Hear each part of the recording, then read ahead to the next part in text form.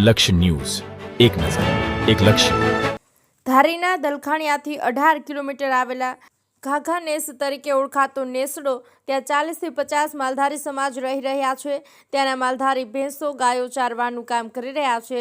માલધારીઓના આવડ માતાજીનો એક થડો આવેલો છે. તેમાં ભરવાડ સમાજ માતાજીની સેવા પૂજા કરે છે. પણ થયું એવું કે 7મે નોરતે સાંજના સમયે આરતીના સમયે ધુપિયામાંથી આપોઆપ જ્યોત ચાલવા લાગી હતી. ત્યાં ઊભેલા 4-5 યુવાનોએ આ વિડીયો જ બનાવ્યો હતો અને આ વિડીયો ખૂબ જ સોશિયલ મીડિયામાં વાયરલ થઈ રહ્યો છે. આરતી કરવા ગયા ને ધૂપ કરવા, તો આરતી ધૂપ કરતા હતા તો ત્યારે કાંઈ કોઈ વસ્તુ વરસાદ કે કોઈ પવન એવું કાંઈ વસ્તુ હતી નહીં.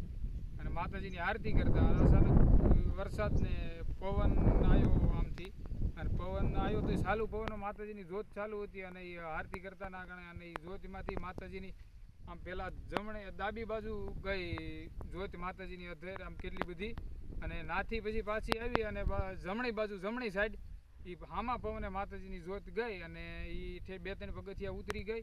નાથી પછી પાછી ધૂપલિયામાં પાછી જ્યોત ભેગી ભળી ગઈ એમાં.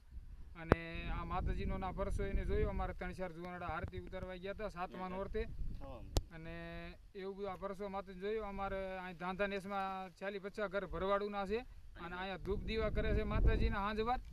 અને અહીંયા એ માતાજીના અમે પરસો એ જોયો 7મા નોરતે.